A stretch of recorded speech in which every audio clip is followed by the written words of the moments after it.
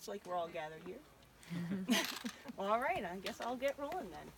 Hello everyone, and welcome to Sequoia National Park, home of the General Sherman tree, the world's largest tree by volume. My name's Ranger Cate, and I'm here to talk today about the community of life that lives in the sequoia trees and calls them home, and how they help each other to survive. First things first though, I always love knowing where everyone's coming from, so I'm just going to come around briefly and ask you, where do all of you call home? I'm going to start over here with you, sir. We're from Redlands, California. Redlands, California. It's east of Los Angeles. Gotcha. How about you two? Redondo Beach. On the beach? Pennsylvania. Oh, we're out in Pennsylvania. That would be Spring City. Okay, I'm from Harrisburg originally. How about you folks over there? Canada? Nice. You got some international visitors? Colorado. Colorado? Philadelphia. Oh, nice. Another Pennsylvanian. And you, ma'am? Colorado. Oh, another. You two together? Yeah. Gotcha. You, sir? Tampa, Florida. Tampa, Florida. How about over here? Charlottesville, Virginia. Charlottesville, Virginia. Ditto? Germany, Berlin. Germany. Nice. Together with her. Very nice. And how about you three? California, Fairfield. California? Yes. Very cool. So it's always amazing to me how these beautiful giant sequoias draw everyone from all over the country and even the world to them. But these sequoias don't just draw people to them though, but they draw a whole variety of life that lives as a community that call them home. Here at Sequoia National Park, the sequoias act as a home and a food source to a whole variety of life. Every part of the tree is used by a different species that live together as members of the sequoia tree community. Kind of think of it like everyone's living in the same house and you have a whole variety of different roommates. So today I'm going to talk about this house, and we're going to start with the basement of the house. We're going to start with the roots. Now the roots act as the power source to the sequoia. You know, just how, like we have electrical wires running through our house to supply it with power, the sequoia has roots running through the soil that provide it with its power. Now these roots actually grow as long in radius as the tree is high. Yeah, it's pretty long. And they actually only grow about 6 feet down in the soil due to the granite bedrock beneath us. Now, all these roots growing close to the topsoil means there's plenty of places for fungi to land and create a nice little home. Now, these fungi are called, are you ready for this? Vesicular arbuscular mitochondriae, or VAM for short. Now, does anyone want to try saying that? That's good, because saying that once a day is enough for me. Now, they're kind of like the roommates that, maybe some of you even know this, that have lived in the deep, dark basement. Like, you never know if they're actually there, but they pay, you know, the rent check's always on the table, and that's all you care about, right? That's what these guys are.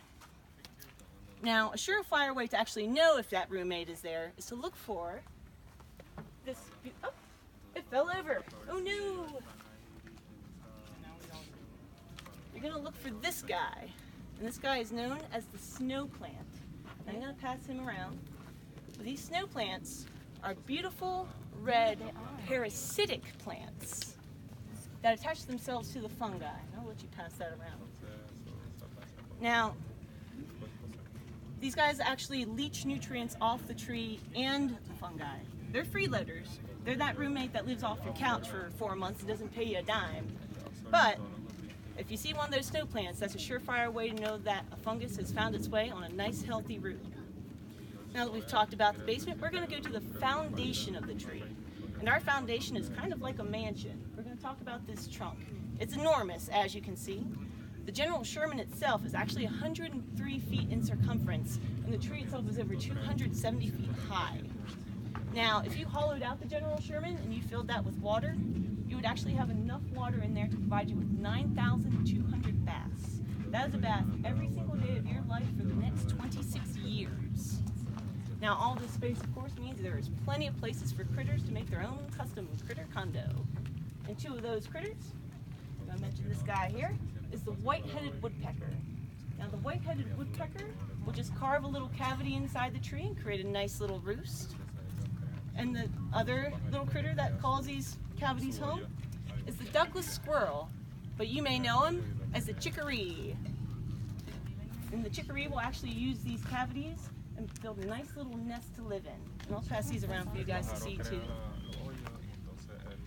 Now, can any of you think of another interesting creature that might have called a sequoia trunk a home? Deer? Because there's one laying right over there, but Touche, that is a good answer. It's a mule deer too. Actually, humans have called sequoia trunks home. In 1858, local Native Americans actually brought Hale Tharp up here to what we now know as the giant forest. Tharp fell in love with the sequoias in 1861. He built a cabin inside a felled sequoia down by the Crescent Meadow area where he would graze his cattle. And you can actually still go see that cabin today. If you just follow the Crescent Meadow loop around, it's called Tharp's Log. So you see, even human beings have lived in the sequoia. So now that we've talked about the foundation, we're going to talk about the walls of the sequoia. Now, the walls that support our homes, and which is the bark of the sequoias here, those walls, as you know, sometimes have insects in them, or some of you may have experienced this, bats. Any of you ever have a bat in your house? Yes. Have you? Not pleasant, is it? Oh, no. Well, these bats actually will live in the walls or the bark. And what they'll do, Sequoia National Park actually has 17 different species of bats that inhabit the park. One of them is the California myotis, and they'll actually find a nice loose piece of the bark, and I'm going to pass some sequoia bark around so you can feel it. But they'll actually crawl up right underneath the bark and roost in it. Or, as you'll find out with a lot of the sequoias, you'll see them as you experience the park today, a lot of them are actually hollowed out on the inside, and the bats will actually fly up there and roost in there. The bark, as you're about to be feeling, is very soft and fibrous and can actually grow up to be 2 feet thick, which means there's plenty of places for these bats to find a nice, comfortable home in. Now that we've talked about our walls, we're going to go up to the attic of the tree, which is our branches. Now these branches are enormous. They can actually grow up to be 8 feet in diameter. And if you'd like to see a branch for yourself, if you just go around the General Sherman there, you can spot it right there. But there's one of the branches that fell off the muddy giant that you can go check out. Now, all these roomy branches means there's plenty of places for birds to make nests in. Now, these birds are kind of like living up in the attic, making their own custom condo up there. And what's a great place to live in, because the sequoia, you notice that beautiful, distinct cinnamon color? That's actually caused by tannic acid. And the tannic acid in the tree actually makes it fire resistant. And not only fire resistant, but the bitterness of the acid also makes it unappealing to many bugs who don't like the taste at all. Another benefit of living in a sequoia, as you can see, as the tree matures, it actually loses its lower branches, which means that it makes it difficult for predators who would want to eat these birds to actually climb the tree. The fact that this tree is fire resistant, bug resistant, and predator resistant means that it's a pretty reliable home to live in. I wish our homes were a bit more like that. Now, another place that people don't tend to think too much about being home is actually the cones of the sequoia. I'm going to pass around a cone for y'all to check out. This is a sequoia cone. As you can see, it's pretty tiny. Now, each mature sequoia actually has between 10,000 to 40,000 of these cones on it at one given time and produces roughly 1,500 of them a year. Now, all these cones nice and high in the tree means it's a nice, safe place for the longhorn beetle to lay its eggs. And what the longhorn beetle will do is actually lay its eggs along the scales of the fresh, green, unopened cones. And that's a great, safe place for these eggs to sit there and wait and hatch. I'm going to pass this cone around for you all to check out. There you go. Can any of you think, besides mule deer, can any of you think of any other animals that may inhabit a sequoia? Badgers? Get some of them. I've seen marmots inside them too, which is kind of cool. Have any of you seen a marmot yet? Oh, you'll love them. They kind of look like beavers. We have yellow-bellied marmots here, so if you remember old Yosemite Sam calling people yellow-bellied marmots, now you can find yourself some yellow-bellied marmots.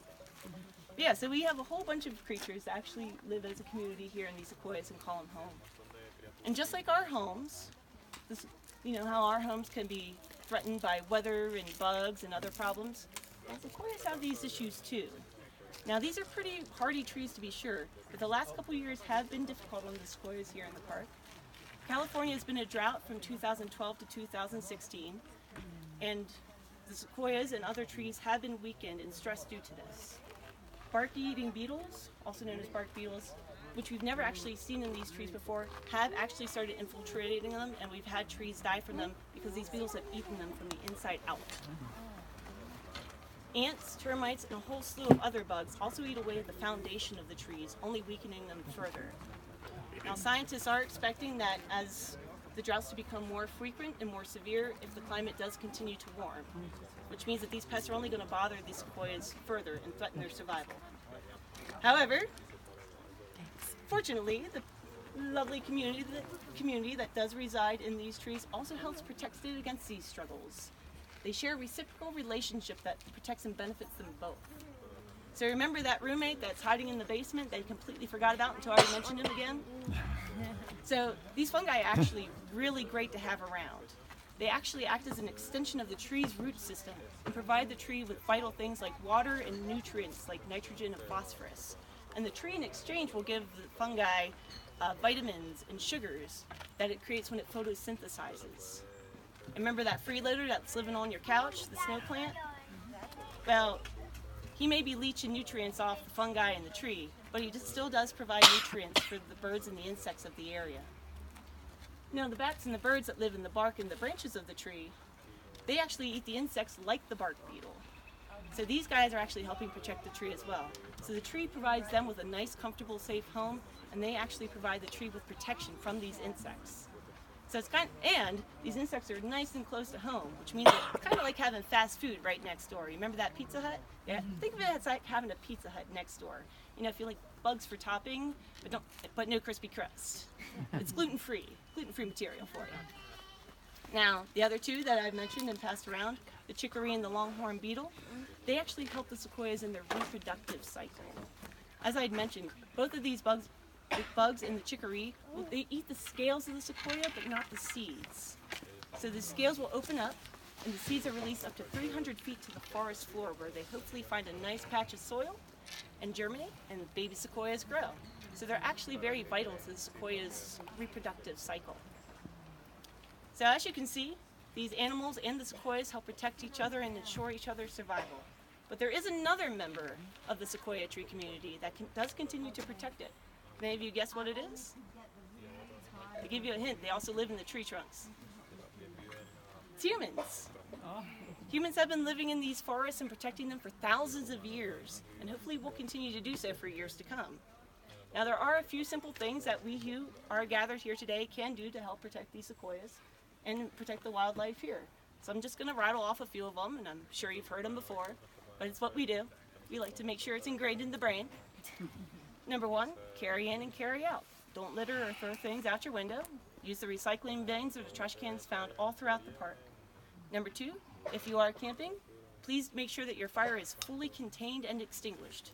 Please use water to cool it completely instead of dirt, because the dirt may contain duff that may ignite. And number three, and most important, please leave objects found in the park in the park. Sequoia National Park actually receives well over 1 million visitors a year. So imagine if every one of those visitors took a pine cone home. We would run out pretty quick. Yes? Termites live in trees too. Termites. Yep, termites will eat trees too. But yeah, we've run out of objects pretty quick. The pine cones in the wood in the area actually act like snacks for the sequoia. They actually deteriorate back into the earth and provide the earth with vital nutrients that the trees use to grow. So please, leave objects found in the park to help it preserve the park in its natural state and just for others to enjoy. And besides, you never know when that cone may contain the next General Sherman right there.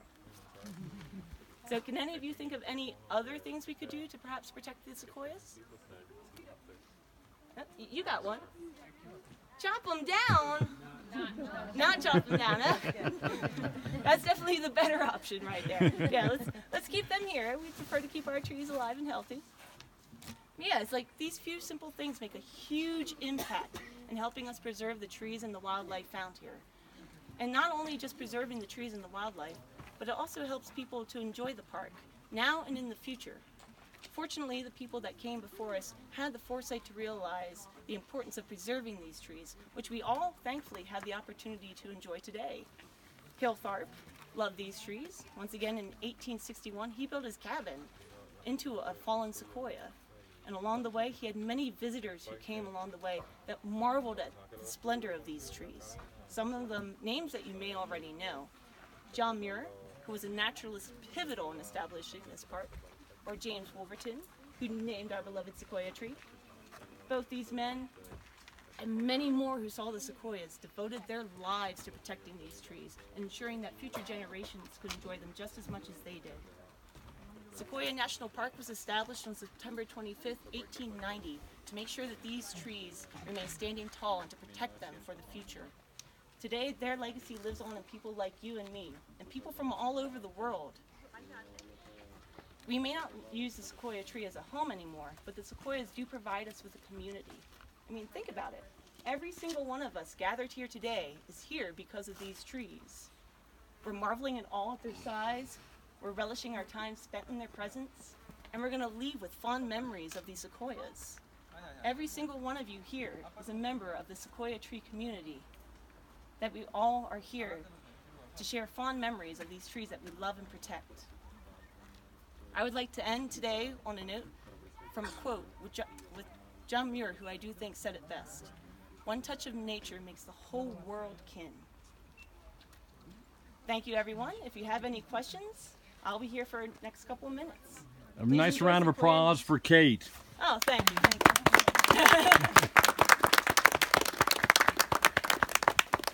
Thank you very much, everyone. Please enjoy Sequoia National Park. Thank you.